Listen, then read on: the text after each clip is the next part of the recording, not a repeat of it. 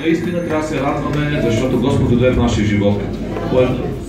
По различен начин, във всеки един от нас дойде Господ по различно време и ние сме сега тук на това място вярващи, повярвали истински в Неговото Слово и чакащи. Чакаме. Нашата работа е да чакаме тук на земята. Да чакаме да дойде Господ.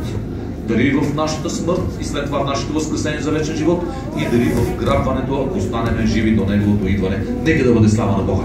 Айде преминаваме на там, за да може да имаме, да разпределиме времето, всичко да бъде както, всяка го води, аз не съм си направил програма.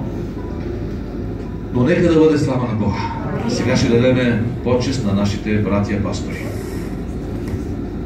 Вижте, аз много се радвам, че тук е брат Пачо. Не знам как е разбрал. Миналата седмица се чухме с него и той каза, че ще дойда, ама дали за тази седмица и другата, Бог го изпрати сега. И това аз, когато го видях, много се зарадвах. Сестра Мария, нека Бог да благослови нея, брат Васко, брат Орхан, брат Васил Димитров, нека Бог да ги благослови.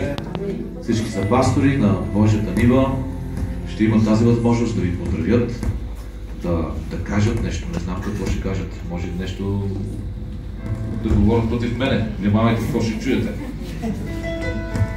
Така, най-възрастният пастор в цяла София за сега, от нашата Ромите, нали става, просто не знам къде е така. Но от Ромите най-възрастният пастор е пастор Пачо. Нека Бог да му даде още дълги години. Още дълги години живот в на нивата Божия. Дълги години още той да говори за това. Да говори за това. Значи, така правиме.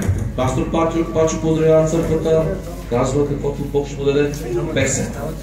След това брат Васко и така нататък. Днес трябва да има много песни. След това ще сменим хвалението. Има ли други хвалители освен нас? Не виждам други хвалители освен на отблаго са нашите братия. Слава да бъде на Бога. Пастор Пачо, заповядай, братко. Бог да благослови.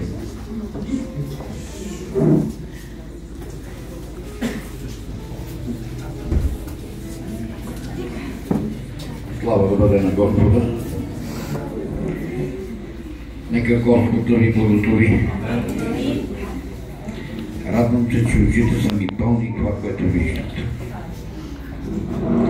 Може би от толкова години откахме с моя брат Васко този методи в ръцете на Господа.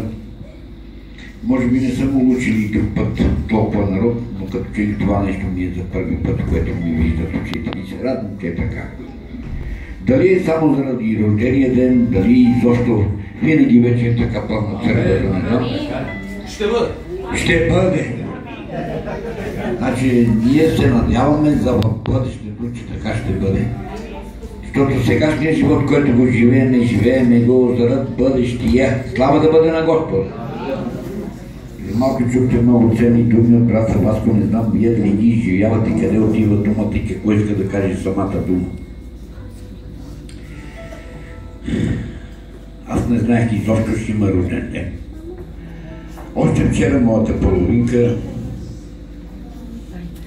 вика, ще излеземе ли някъде? Викам, Мария, Бог да отреди. Нейното докосване от Господа дойде в устата им младишица.